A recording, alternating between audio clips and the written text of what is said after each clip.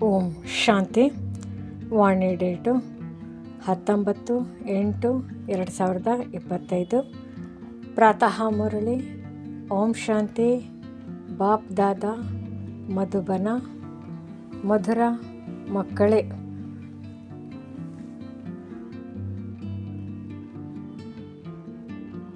ತನ್ನ ಸ್ವಧರ್ಮವನ್ನು ಮರೆಯುವುದೇ ಎಲ್ಲದಕ್ಕಿಂತ ದೊಡ್ಡ ತಪ್ಪಾಗಿದೆ. ನೀವೀಗ ಸ್ಮೃತಿ ಸ್ವರೂಪರಾಗಬೇಕಾಗಿದೆ. ತಮ್ಮ ಮನೆ ಮತ್ತು ರಾಜಧಾನಿಯನ್ನು ನೆನಪು ಮಾಡಬೇಕಾಗಿದೆ. ಪ್ರಶ್ನೆ: ತಾವು ಮಕ್ಕಳ ಯಾವ ಸ್ಥಿತಿಯು ಸಮಯದ ಸಮೀಪತೆಯ ಚಿಹ್ನೆಯಾಗಿದೆ? ಉತ್ತರ: ಯಾವಾಗ ತಾವು ಮಕ್ಕಳು ನೆನಪಿನ ಯಾತ್ರೆಯಲ್ಲಿ ಸದಾ ಮಗ್ನರಾಗುತ್ತೀರಿ, ಬುದ್ಧಿಯ ಅಲೆದಾಟವು ನಿಂತು ಹೋಗುವುದು, ವಾಣಿಯಲ್ಲಿ ನೆನಪಿನ ಹರಿತವು ಬರುವುದು, ಅಪಾರ ಖುಷಿಯಲ್ಲಿರುವಿರೋ, ಪದೇ ಪದೇ ತಮ್ಮ ಸತ್ಯುಗ ಪ್ರಪಂಚದ ದೃಶ್ಯಗಳು ಸನ್ಮುಖದಲ್ಲಿ ಕಾಣುತ್ತಿರುವುದು, ಆಗ ಸಮಯವು ಸಮೀಪಿಸಿದೆ ಎಂದು ತಿಳಿದುಕೊಳ್ಳಿ. ವಿನಾಶದಲ್ಲಿ ಸಮಯವು ಹಿಡಿಸುವುದಿಲ್ಲ. ಇದಕ್ಕಾಗಿ ನೆನಪಿನ ಚಾರ್ಟನ್ನು ಹೆಚ್ಚಿಸಿಕೊಳ್ಳಬೇಕಾಗಿದೆ. ಗೀತೆ: ನಿಮ್ಮನ್ನು ಪಡೆದ ನಾನು ಜಗತ್ತನ್ನೇ ಪಡೆದೆನು.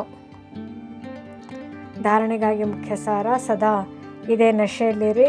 ನಾವೀಗ ಈ ವಿದ್ಯಾಭ್ಯಾಸವನ್ನು ಮುಗಿಸಿ ಮನುಷ್ಯರಿಂದ ದೇವತೆಗಳು ಅರ್ಥಾತ್ ವಿಶ್ವದ ಮಾಲೀಕರಾಗುತ್ತೇವೆ. ನಮ್ಮ ರಾಜ್ಯದಲ್ಲಿ ಸುಖ, ಶಾಂತಿ, ಪವಿತ್ರತೆ ಎಲ್ಲವೂ ಇರುವುದು. ಇದನ್ನು ಯಾರೂ ಕಸಿದುಕೊಳ್ಳಲು ಸಾಧ್ಯವಿಲ್ಲ. ಎರಡನೇದು, ಈ ತೀರದಿಂದ ಆ ತೀರವನ್ನು ಸೇರಲು ನೆನಪಿನ ಯಾತ್ರೆಯಲ್ಲಿ ಒಳ್ಳೆಯ ಈಜುಗಾರರಾಗಬೇಕಾಗಿದೆ. ಮಾಯಿಂದ ನೀರು ಕುಡಿಯಬಾರದು. ತಮ್ಮ ಪರಿಶೀಲನೆ ಮಾಡಿಕೊಳ್ಳಬೇಕು. ನೆನಪಿನ ಚಾರ್ಟನ್ನು ಯಥಾರ್ಥವಾಗಿ ತಿಳಿದುಕೊಂಡು ಬರೆಯಬೇಕಾಗಿದೆ.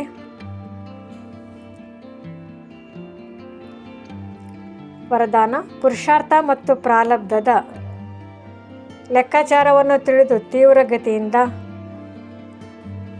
ಮುಂದುವರಿಯುತ್ತಿರುವಂತಹ ಜ್ಞಾನಪೂರ್ಣ ಭವ. ಪುರುಷಾರ್ಥದ ಮೂಲಕ ಬಹಳ ಕಾಲದ ಪ್ರಾರಬ್ಧ ಮಾಡಿಕೊಳ್ಳುವಂತಹ ಸಮಯ ಇದೇ ಆಗಿದೆ.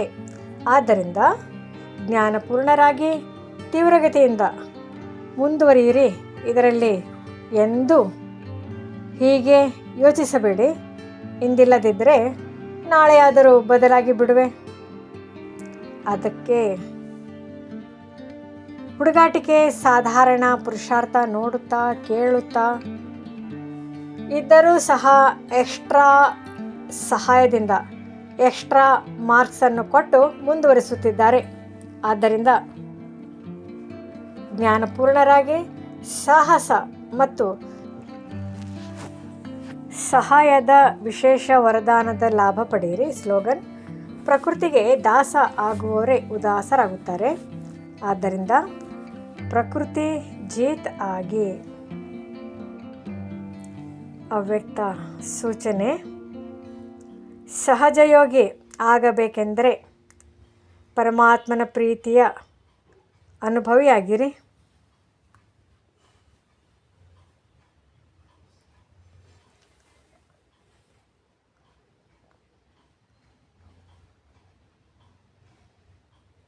ಹೇಗೆ ಯಾವುದೇ ಸಾಗರನಲ್ಲಿ ಸಮಾವೇಶವಾದರೆ ಆ ಸಮಯ ಸಾಗರ ಬಿಟ್ಟರೆ ಬೇರೆ ಏನೂ ಕಾಣಿಸೋದಿಲ್ಲ. ತಂದೆ ಅರ್ಥಾತ್ ಸರ್ವಗುಣಗಳ ಸಾಗರದಲ್ಲಿ ಸಮಾವೇಶವಾಗುವುದು. ಇದಕ್ಕೆ ಲವಲೀನ ಸ್ಥಿತಿ. ತಂದೆಯಲ್ಲಿ ಸಮಾವೇಶವಾಗಬಾರದು, ಆದರೆ ತಂದೆಯ ನೆನಪಿನಲ್ಲಿ, ಸ್ನೇಹದಲ್ಲಿ ಸಮಾವೇಶವಾಗಬೇಕು.